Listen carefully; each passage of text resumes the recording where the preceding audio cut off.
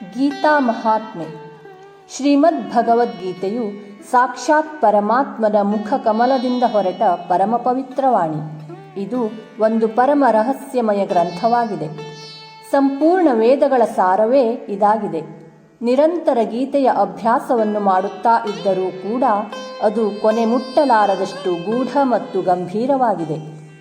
ಏಕಾಗ್ರಚಿತ್ತನಾಗಿ ಶ್ರದ್ಧಾ ಭಕ್ತಿ ಸಹಿತ ವಿಚಾರ ಮಾಡಿದರೆ ಅದರ ಪದ ಪದಗಳಲ್ಲಿ ಪರಮ ರಹಸ್ಯವು ತುಂಬಿರುವುದು ಕಂಡುಬರುತ್ತದೆ.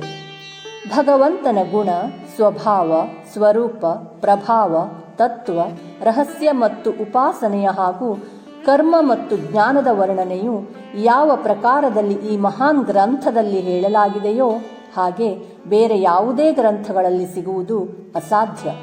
ಇದರಲ್ಲಿ ಹೇಳಲ್ಪಟ್ಟ ಎಲ್ಲ ವಿಷಯಗಳು ಅಕ್ಷರಶಃ ಯಥಾರ್ಥವಾಗಿದೆ.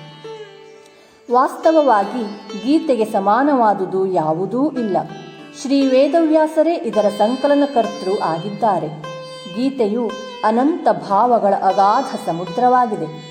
ಸಮುದ್ರದ ಆಳಕ್ಕೆ ಇಳಿದರೆ ಅಥವಾ ಮುಳುಗಿದರೆ ಹೇಗೆ ಅಪಾರ ಮುತ್ತು ರತ್ನಗಳು ಪ್ರಾಪ್ತಿಯಾಗುತ್ತವೆಯೋ ಹಾಗೆಯೇ ಈ ಗೀತಾಸಾಗರದಲ್ಲಿ ಆಳವಾಗಿ ಮುಳುಗಿದರೆ ಜಿಜ್ಞಾಸುಗಳಿಗೆ ನಿತ್ಯ ನೂತನವಾದ ವಿಲಕ್ಷಣ ಭಾವದ ರತ್ನಗಳ ರಾಶಿಯೇ ದೊರೆಯುತ್ತದೆ. ಆಕಾಶದಲ್ಲಿ ಗರುಡನೂ ಹಾರುತ್ತಾನೆ, ಅಂತೆಯೇ ಸಾಧಾರಣ ನೊಣವೂ ಕೂಡ ಹಾರುತ್ತದೆ. ಆದರೆ ಅದರದರ ಸಾಮರ್ಥ್ಯವನ್ನನುಸರಿಸಿ ಅವುಗಳು ಹಾರುತ್ತವೆ ಮತ್ತು ಗುರಿ ಮುಟ್ಟುತ್ತವೆ. ಅದೇ ರೀತಿ ಎಲ್ಲರೂ ಅವರವರ ಭಕ್ತಿ, ಭಾವ, ಶ್ರದ್ಧೆ, ಅಧ್ಯಯನ, ಅಧ್ಯಾಪನೆಗಳಿಗೆ ಅನುಗುಣವಾಗಿ ಜ್ಞಾನವನ್ನು ಪಡೆದು ಜ್ಞಾನ ಸಂಪನ್ನರಾಗುತ್ತಾರೆ.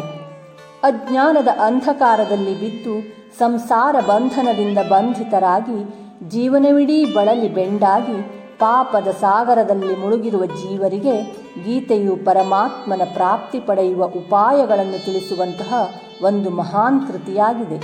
ಆದ ಕಾರಣ ಸಾಮಾನ್ಯ ಮನುಷ್ಯರು ತಮ್ಮ ಸಾಂಸಾರಿಕ ಕರ್ತವ್ಯ ಕರ್ಮಗಳನ್ನು ಚೆನ್ನಾಗಿ ಆಚರಿಸುತ್ತಲೇ ಪರಮಾತ್ಮನ ಪ್ರಾಪ್ತಿ ಮಾಡಿಕೊಳ್ಳಬಹುದು. ಹೀಗೆ ಮಹಾಸಾಗರವಾದ ಗೀತೆಯಲ್ಲಿ ನಾವು ಯಾವ ಪ್ರಕಾರದಿಂದ ಮುಳುಗುತ್ತೇವೆಯೋ ಹಾಗೆಯೇ ನಮ್ಮ ಜ್ಞಾನ ಸಂಪತ್ತು ವೃದ್ಧಿಸುತ್ತದೆ.